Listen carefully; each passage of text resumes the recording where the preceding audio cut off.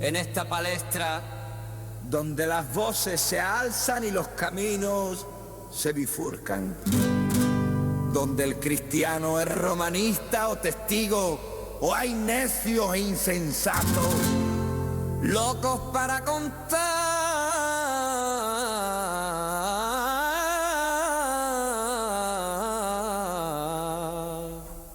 relatos.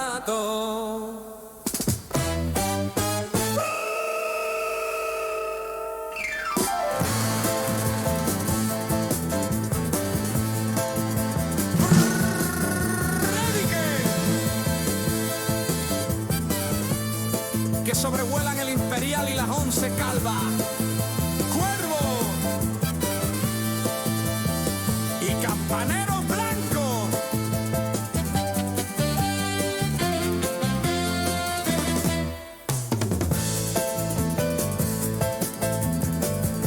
En medio de esto, una pregunta que lo cambia absolutamente todo. Que Cristo murió y resucitó según la historia. Flavio Josefo, Plinio el Joven, Tácito, C.S. Lewis, Josh McDowell, Lee Strobel. Lee, culturízate, deja un poquito Netflix y lee más tu Biblia. Porque, como dijo Isaías, ay de mí, que soy muerto.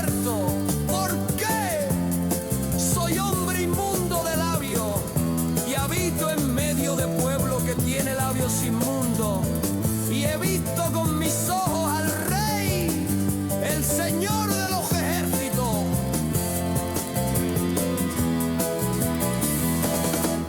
Aún así vive la vida, que vida solo hay una. Sí, vive la vida, pero como que hay un juicio con Dios.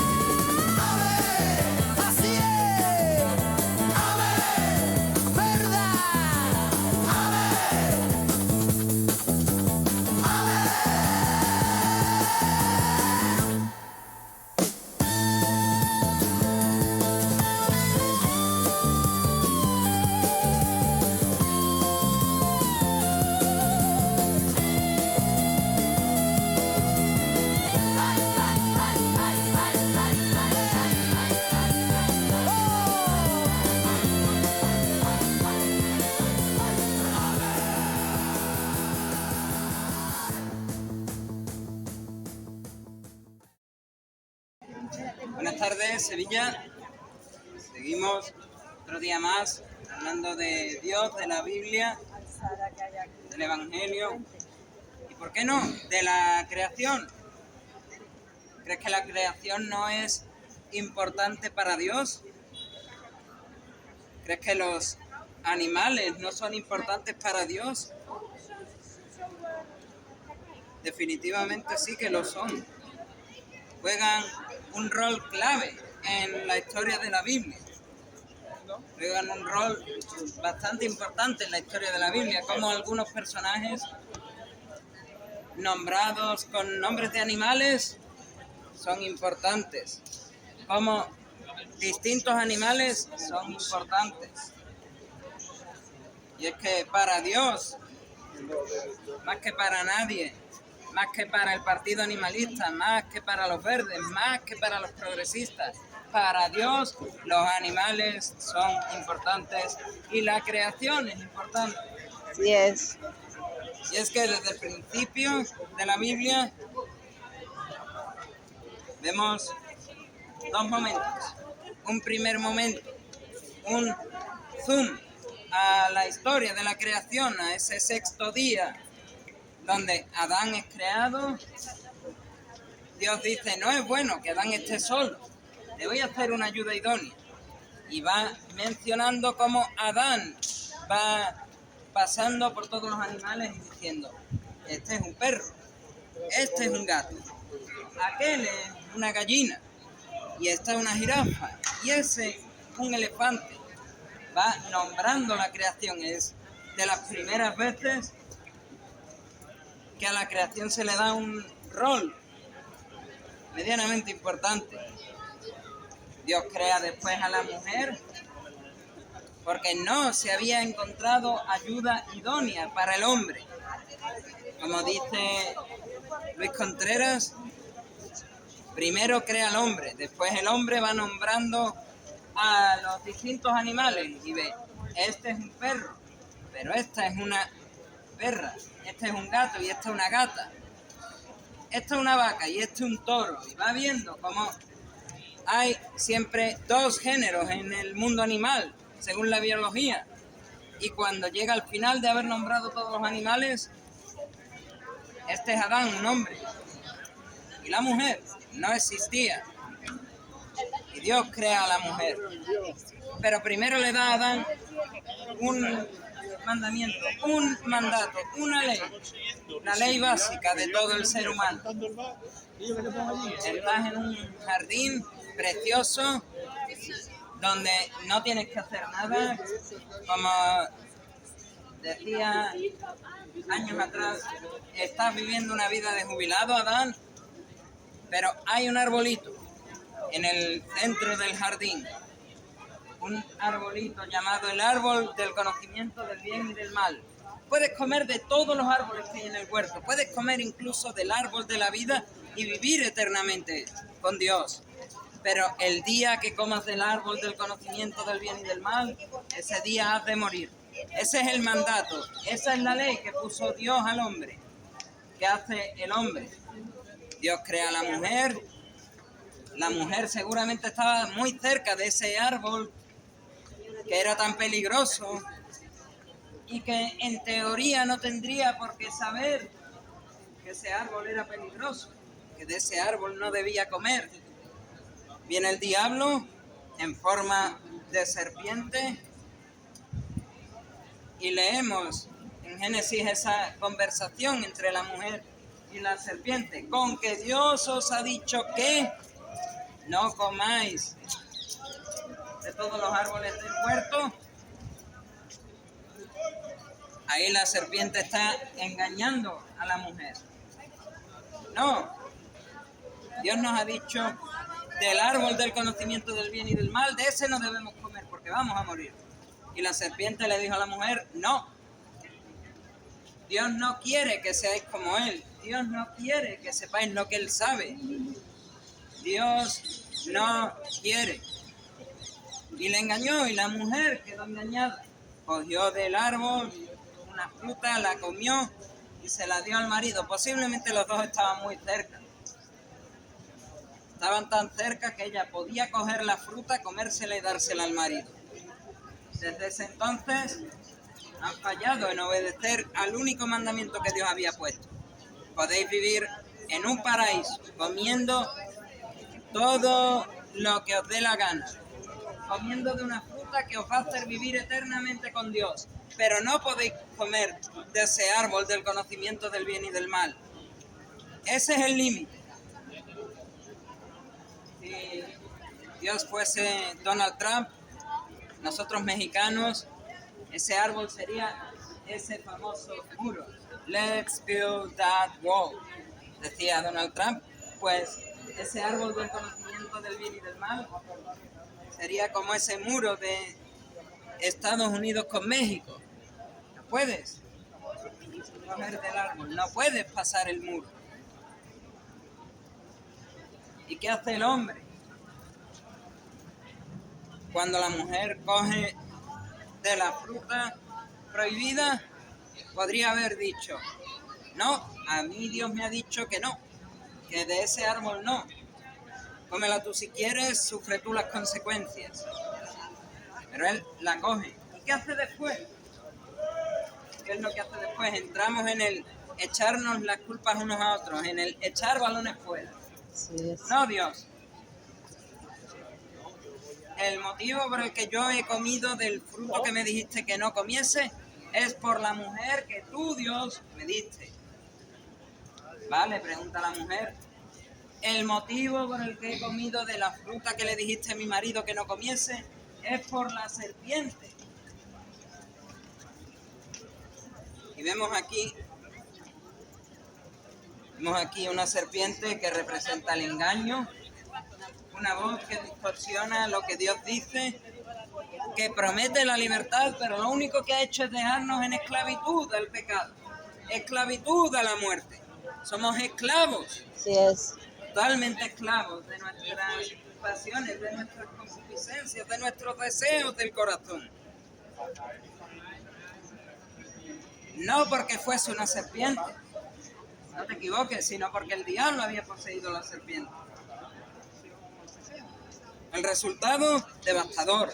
A partir de ese momento y a través del linaje de Adán, del linaje del hombre, el pecado entra al mundo. Es una maldición.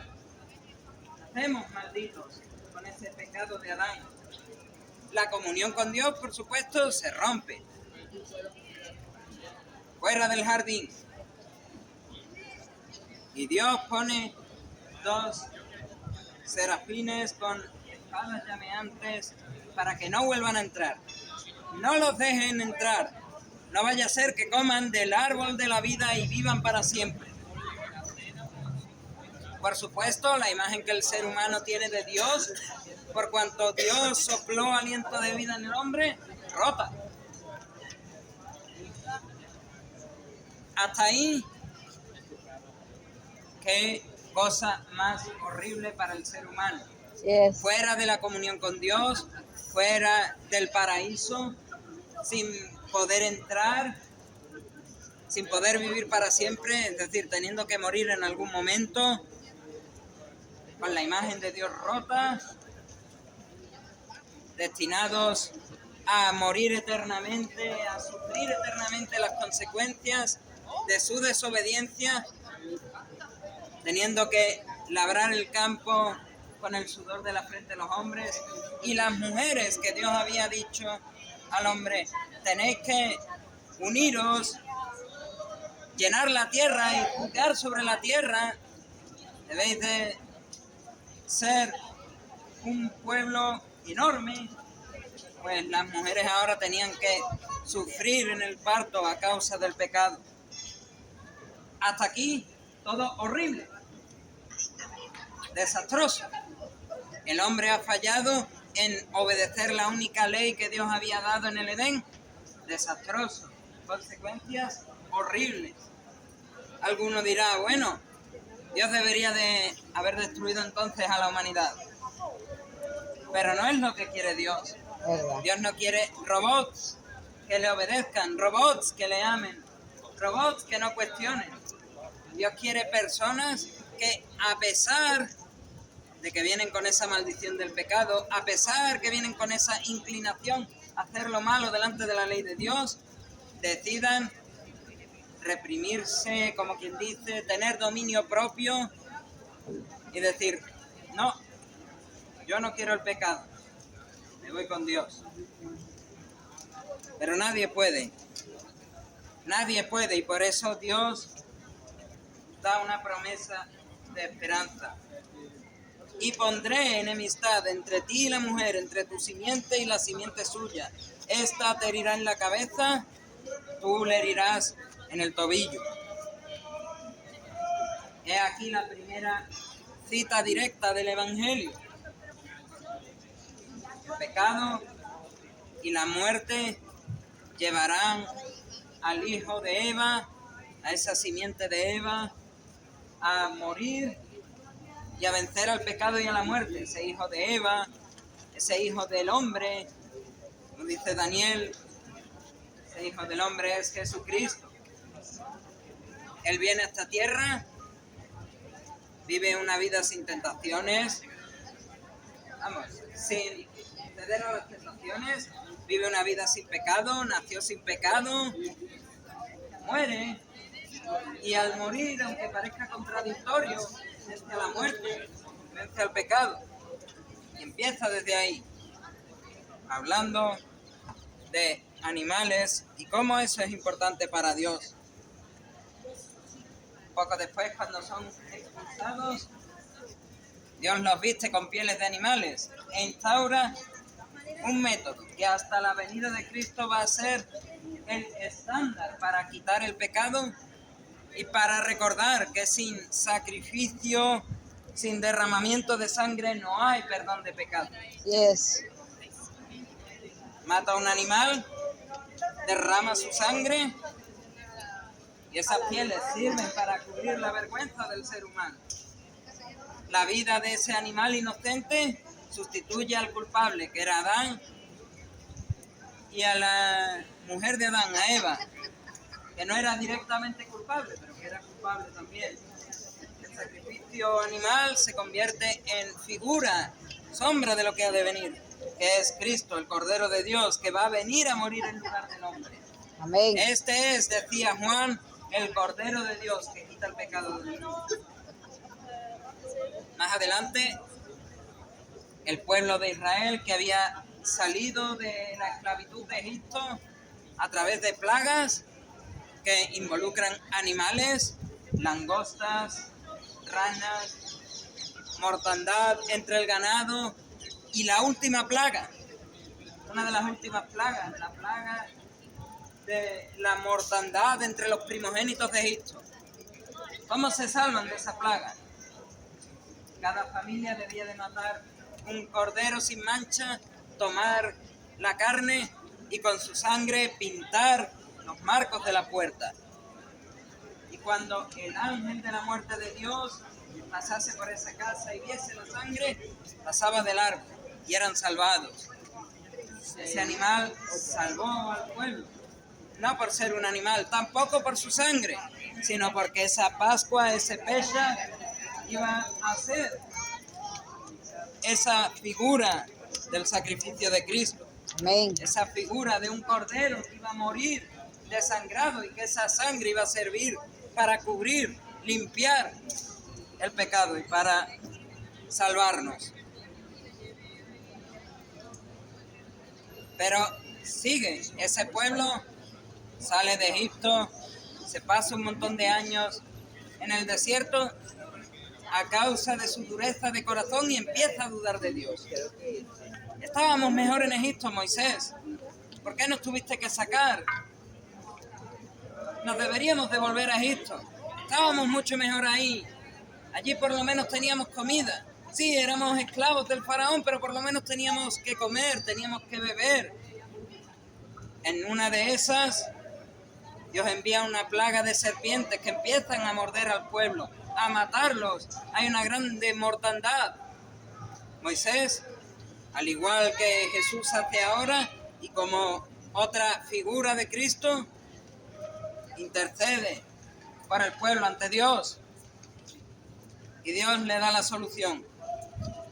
¿Quieres que el pueblo sea librado, sea sanado de esta plaga de serpientes? Constrúyete una serpiente de bronce, levántala en un madero y todo aquel que mira el madero, con la fe puesta en que Dios los puede sanar, serán libres del veneno de las serpientes, de la muerte que viene con esa plaga de serpientes. Hasta aquí bien. Hasta aquí bien para el pueblo que era esclavo, había sido liberado por un animal, habían dudado de Dios y Dios les había traído consecuencias de su incredulidad. Volvían a poner su confianza en Dios y en que Él los podía salvar a través de un madero, una serpiente levantada, y eran liberados. Hasta aquí bien. Pero, como pasa con todas las historias, con todos los símbolos que Dios pone para salvar y redimir a su pueblo, leemos en Segunda de Reyes que el pueblo empezó ya no a mirar con fe a esa serpiente levantada en un asta para ser librados de la mortandad, sino que empezó a ofrecer a sus hijos por fuego a la serpiente y se la llamó Neustán. Y este rey Ezequías tuvo que destruir la serpiente porque el pueblo ya no estaba mirando a la serpiente con fe, porque las había librado de la mortandad, de esa plaga de serpientes. Ya estaba poniendo esa serpiente en lugar de Dios. Ese es el Dios que nos libró de la plaga de serpientes. Esa serpiente de bronce es el Dios que nos libró de la plaga de serpientes. Y como Dios que nos libró de una plaga, de una muerte segura, vamos a ofrecerle sacrificios, vamos a ofrecerle a nuestros hijos por fuego. Pues hoy estamos igual. Teníamos en aquel entonces, en ese tiempo, una serpiente de bronce levantada en un madero. Todo el que mirare con fe era librado de las picaduras de las serpientes, de esa plaga en el desierto. Y con el tiempo lo habían convertido en un dios, lo habían convertido en su ídolo de confianza. El apóstol Juan, cuando escribe su evangelio, dice así. Cuando Juan escribe el evangelio, dice así en el capítulo 3, y como Moisés levantó la serpiente en el desierto, así es necesario que el Hijo del Hombre sea levantado, igual en un madero. Amén. Para que todo aquel que cree en él no se pierda, mas tenga la vida eterna. Amén. ¿Qué tenemos ahora? Teníamos una serpiente de bronce en un madero. Todo el que mirara con fe a la serpiente y al madero, creyendo que Dios nos libraba de la muerte y del veneno de las serpientes, eran librados del veneno de las serpientes. Pasa el tiempo y ahora esa serpiente es el Dios que nos libró de la plaga de serpientes. Debemos ofrecerle sacrificios de niños quemados al fuego. Tenemos más adelante con Jesús a Juan diciendo, como Moisés levantó la serpiente de bronce en el desierto, así es Jesús. Así es Jesús, que todo aquel que crea en él no se va a perder, sino que va a tener vida eterna. Amén. Pasa el tiempo y tenemos precisamente en estas dos calles, una a mi izquierda y otra a mi derecha, cómo pasan distintos maderos de madera y la gente le prende velas, le besa los pies. Ya no le hacen sacrificios de niños por fuego, pero ¿cuál es la diferencia entre prenderle una vela a la imagen de talla y sacrificarle un niño a un ídolo en el Antiguo Testamento? Prácticamente ninguno. Han cambiado el objetivo que Dios había dado a ese símbolo por convertirlo en su propio Dios. Y es importante que entendamos cómo Dios da importancia a los animales, a la creación, pero da más importancia a lo que eso significa. No es la serpiente de bronce como un ídolo que te salva de la plaga de serpientes que os está matando en el desierto. No es el Hijo del Hombre puesto en un madero, muriendo y derramando su sangre, ahora convertido en una talla de madera que os va a librar de enfermedades, de pecados, de lo que quieras, y que si le creéis con mucha fe, le oráis con mucha fe, le rezáis con mucha fe, le besáis los pies, le ponéis incienso y velas encendidas, os va a cumplir vuestros deseos como un genio de la lámpara. No es la imagen de talla, que ni puede oír, ni puede hablar, ni puede caminar, y por eso debemos de pasearla por las calles. Es el que hay detrás de esa representación. Es el verdadero Señor Jesucristo. No es el Cristo de no sé qué, el Cristo de no sé cuántos, no. Hubo un Cristo.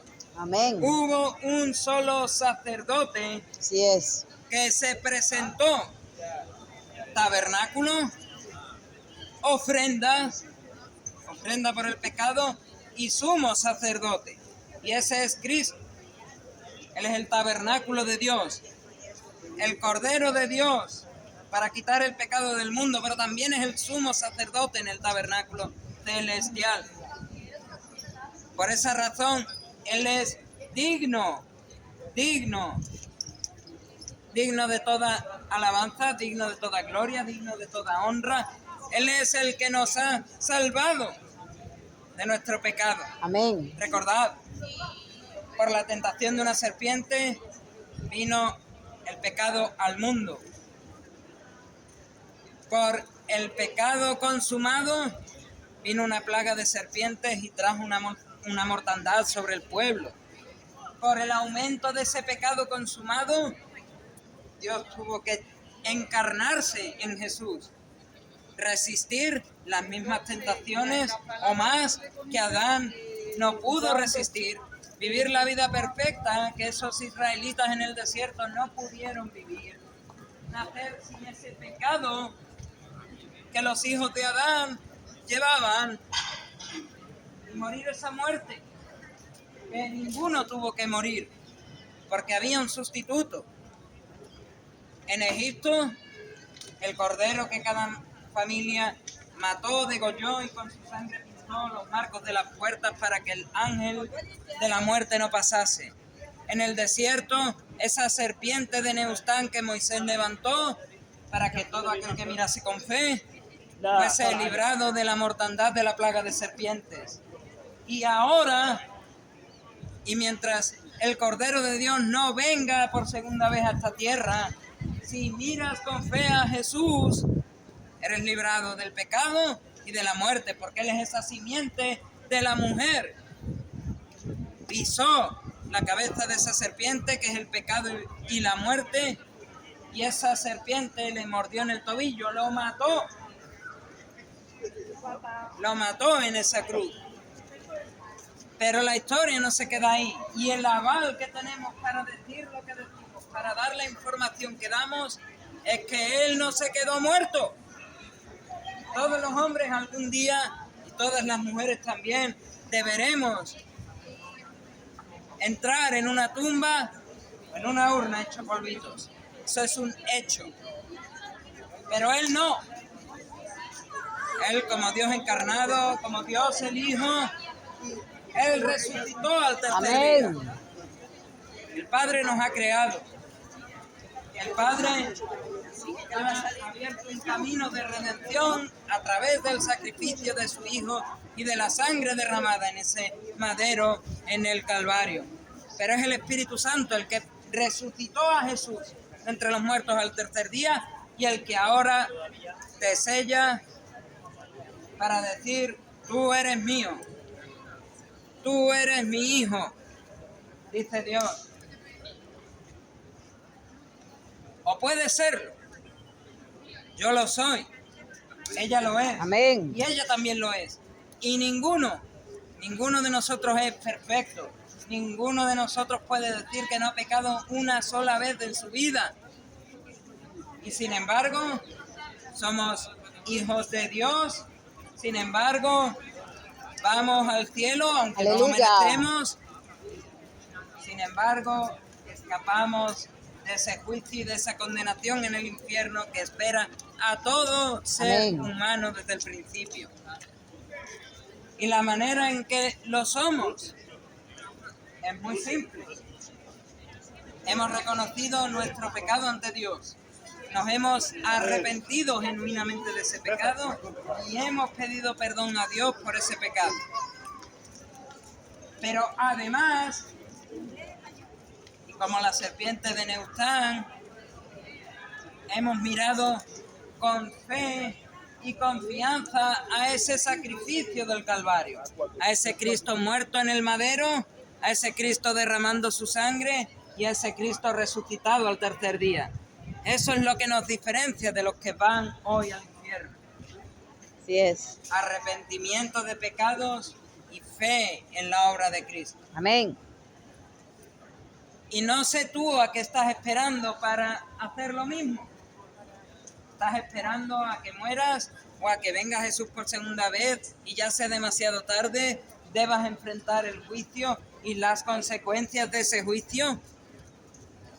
Porque no sabes cuándo será tu último aliento, no sabes cuándo será el último latido de tu corazón, y mucho menos sabes, y mucho menos sabes cuándo va a volver Jesús por segunda vez. Sí es.